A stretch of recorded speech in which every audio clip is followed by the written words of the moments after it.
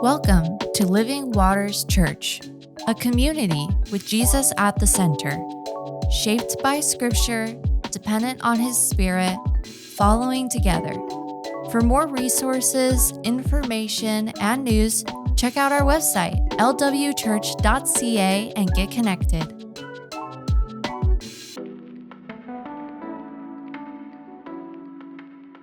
Hi, folks. Good to be with you. My name is Luke. I'm on the team, and we're continuing today as we come to the end of our time in Paul's letter to the church in Thessalonica. Here we are in the thick of the summer, and no doubt that some of us have been hitting picnics and pools. And for those to whom it applies, I hope that some of us have been able to hit that out of office button after sending that final email right before a well-deserved break. If you've ever received one of those pre-vacation emails, you can often sense a slightly perkier tone with an extra exclamation mark or maybe smiley face here and there. It's almost as if we all know that there is more to life than email. Thank God. The other thing I've noticed about those emails is that they tend to also include a short list of prompts or details. Things like, so-and-so is handling this while I'm away. Keep this in mind. Don't worry about that. Those sorts of things. And these are not unimportant scraps, but they're an example of someone who cares and actually wants things to go well while they're away. In other words, what we read in the postscript of any correspondence can be just as important as the ongoing body of work. It's often a distilled reflection of the main. And if at this point you're wondering if this entire sermon will be some strange exposition on the content and tone of email, fear not. I do have a point here. Because signing off, final important details, care being taken, this is exactly the point we've come to in the Apostle Paul's letter to his Thessalonian friends. After everything that we've heard in the letter so far, Paul is about to wrap things up. But a little like that final email before heading off, Paul has a few very key things to impress. And as is the case of many of Paul's letters, this tends to take some time because Paul really does care. Scholars tell us that Paul sometimes has a hard time wrapping his letters up. You can see that if you read them. And that's not because he's a scatterbrain, disorganized, but because when you're saying farewell to someone you love, you tend to take your time. And you will say, even if it means repeating yourself, what you're desperate for them to hear.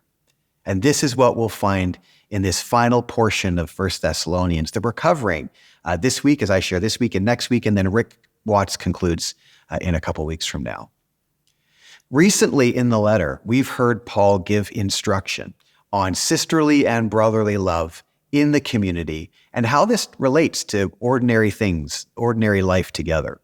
He's also shared on really how to approach the problem and the pain of death from a Christian perspective, all colored with a great deal of hope. So the back half of the letter, as we've been learning, is highly practical and it's highly personal. And if you've missed those talks, you can always listen online. What Paul shares in these concluding words is both in line with the rest of the letter, that is, it's particular to the church in Thessalonica, but it's also general and it's fairly consistent across his writing. We've noted earlier in this series that 1 Thessalonians was probably the first document written in what we now call the Bible's New Testament to the first church planted in what we now call Europe, somewhere around 50 AD. So the question is, what do we see emphasized among these first Christians at the end of a very early letter like this? You know, beginnings and endings are especially important to pay attention to in things like literature or even film. And this goes for Paul's letters in the New Testament too. What do we hear at the beginning and what are we hearing at the end that we should pay attention to? Well, here's a portion of our reading today. Paul says this in verse 12 of chapter 5. Now we ask you, brothers and sisters, to acknowledge those who work hard among you, who care for you in the Lord, and who admonish you. Hold them in the highest regard in love because of their work. Live in peace with each other. After all that talk about email, forgive me for reminding us that Paul did not exactly have access to the internet in the first century.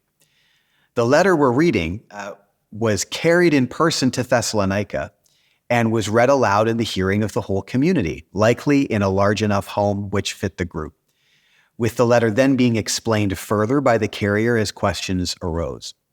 So imagine for a moment sitting among your fellow Christians in first century Thessalonica, hearing these words from Paul and everyone bearing the weight of them together. There were probably some kind of darting glances here or there across the room as folks were encouraged and challenged by some of what Paul was saying. And I imagine that there may have been a few extra looks exchanged at this part was read, because for the first time in the letter, Paul speaks of a particular kind of person in the church in Thessalonica at that time. Those who work hard among you, who care for you in the Lord, and who admonish you. In other words, those who are leading in this new Jesus community. A few things stand out in these brief words, which are some of the earliest words about some form of leadership in the early church. But let's begin by recognizing first that our own experience of leadership, my experience, your experience, both good and bad, has the potential to color how we read words like these. And because leadership cultures have at times become about the prominence or the ego of the leader themselves, it's important to hear what Paul is and is not saying here. Because at first glance, it might sound like Paul is emphasizing a reverence for those who are doing the leading. But a closer read reveals that overblown esteem is not at all his point. Consider, in fact, that we have heard nothing about the importance of leaders or the structure of leadership in this letter until this point. In fact, those leading are really only mentioned here as Paul is about to lay out a number of imperatives or essentials for the whole community to receive, which those leading are no doubt simply expected to model and apply in the community. So these few words about our attitudes towards spiritual leadership are not about church leaders getting a special spotlight or praise. Let's continue on that vein of thought. Notice what else is and isn't going on as Paul speaks of those leading. We don't hear a focus on positions or structures. Paul doesn't seem anxious about that stuff, but only attitudes and activity. More pointedly, we see Paul qualifying hard work, or what's translated labor, as an indicator of a leader. As one scholar puts it, those who are recognized and esteemed as leaders are characterized first as working hard at it. So, leadership that is Christian is discussed not in context of the importance of a position, but an expectation of hard work. And what is the hard work of leading in a Christian setting? Caring. Caring for those you are among in the Lord. This is a very clear and early example that leadership in the first Christian settings like these wasn't about visibility or status, but instead diligence and grit in caring for your fellow sisters and brothers. And as we see here, of course, sometimes caring meant admonishing or warning. Sincerely caring for someone means that if they're heading in a dangerous direction, you will patiently warn or gently warn to help correct their course. So care and warning combined here is no surprise, as Paul has already modeled this kind of thing in the main body of the letter. It's striking that for all the ideas out there about leadership in our world today, many of which have crept into the church over time, in the earliest stuff we dig up in the New Testament, we find a picture of individuals who first simply worked hard at caring for others in the Lord. And notice also that even when Paul says, hold them in the highest regard, he includes in love and because of their work. In other words, those leading are to be appreciated in love, just as fellow brothers and sisters in the community share love, like everyone else. Obviously not to be treated as worse. And again, they aren't held in a loving or high regard because of some special rank, but because of their labor, what you can see them doing already. In these small house churches, the earliest Christian leaders were not acknowledged or listened to because they held a mysterious status, but because of their function among their fellow Christians and what following a good example would accomplish in the community. They were to be followed, you could say, based on the quality and character of their labor of love, not on the basis of some over-elevated position. You might notice at Living Waters that we tend to shy away from titles and an overemphasis on structure when possible. And that is in part because we think that it's far less important that we call or esteem anyone as leader or even pastor out of respect for a role in itself, and far more important that we simply all focus together on following the good examples of Jesus among us, whatever role we each play. A leader among us will simply be a good example of that quality of hardworking care, reflecting God's character. As we learn later in some of Paul's other letters, positions and titles are just not the point. Under Jesus, it doesn't matter a lick what title we hold, because Jesus puts all this aside and just serves by humble example. Notice also here that even when Paul asks, and he does ask, he doesn't demand, when he asks these early Christians to acknowledge and esteem those leading, it's always in this, you could say, equalized tone.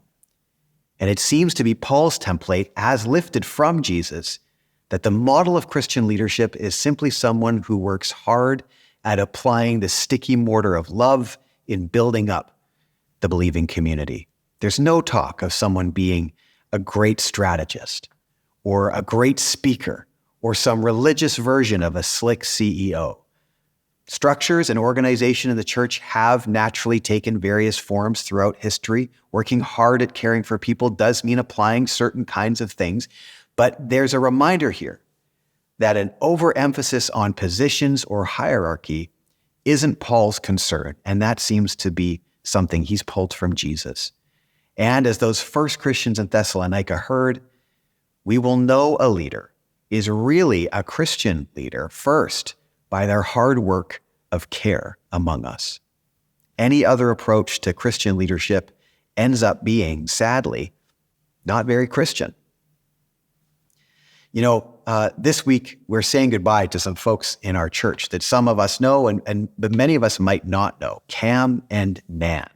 They're two people who have been good examples among us for years of what Christian leadership looks like. They've served in life groups on good days and bad. They're full of care and encouragement for those around them. They are easy, joyous, dare I say, fun examples to follow.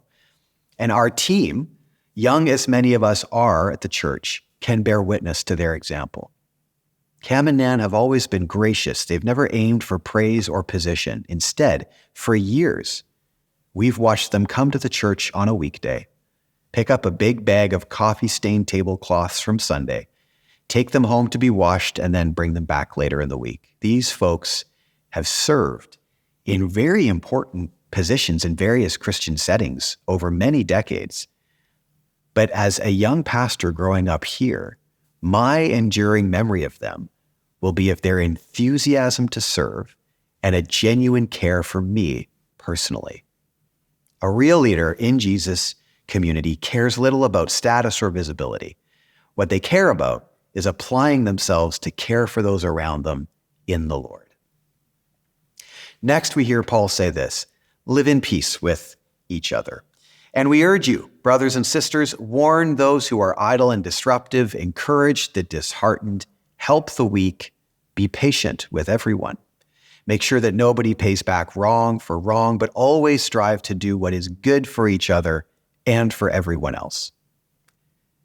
With the insistence that the sisters and brothers follow the lead of those working to care, now comes a list of imperatives, or we could say essentials, that everyone, under some good examples, should adopt.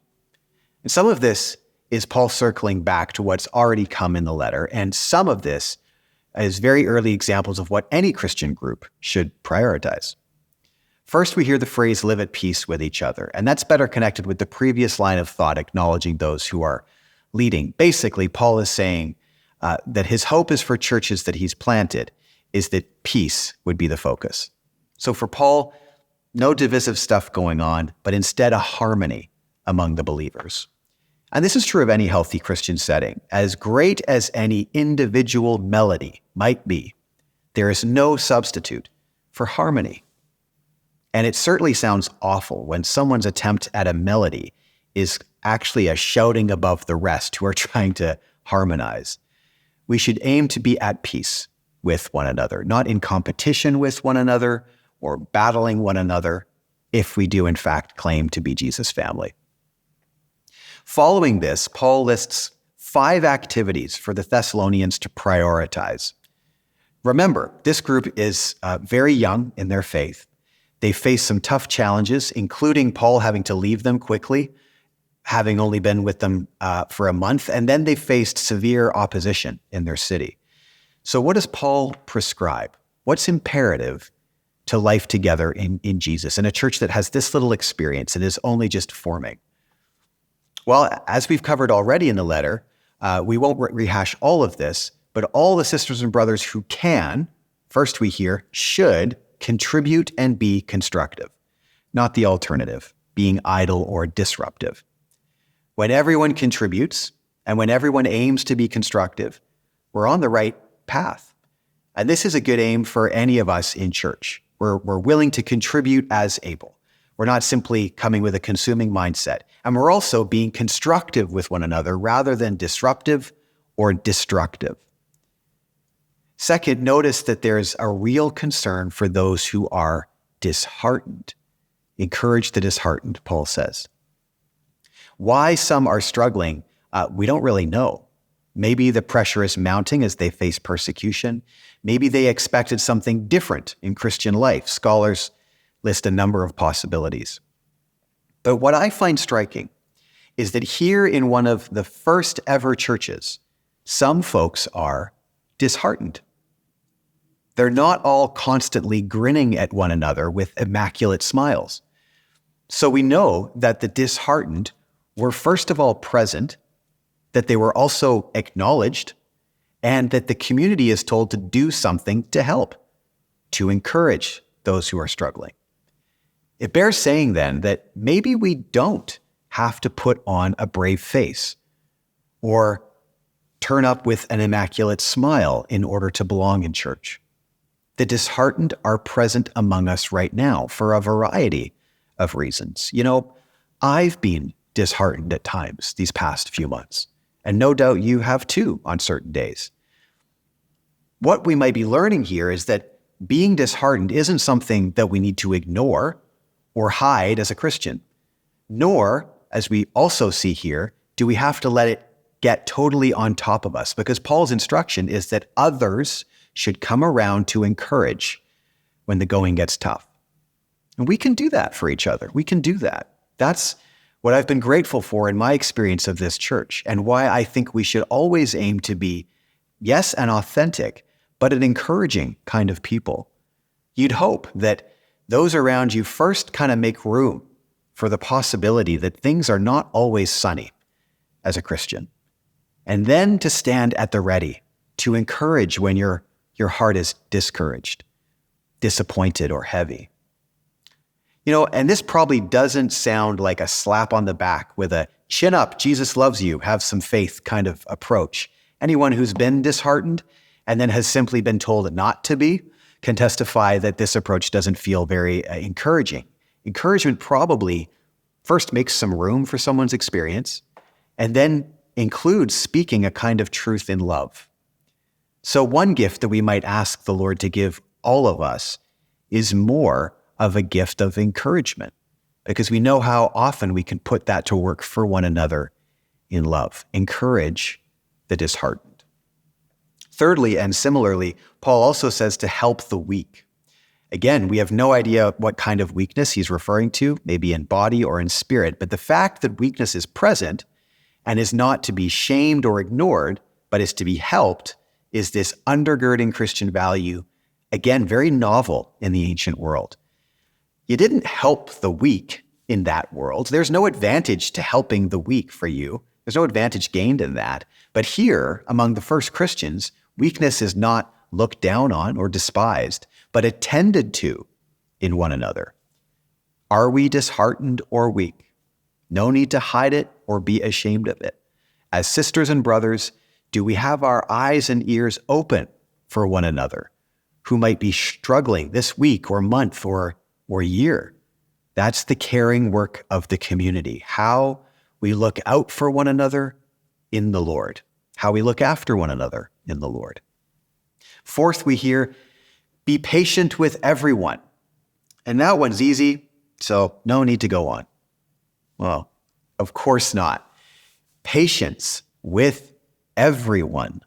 Surely, as I read that, I thought, there must be a typo or a problem with the translation, because I find it's much easier to apply patience selectively to a few people in ideal conditions when it's most convenient for me.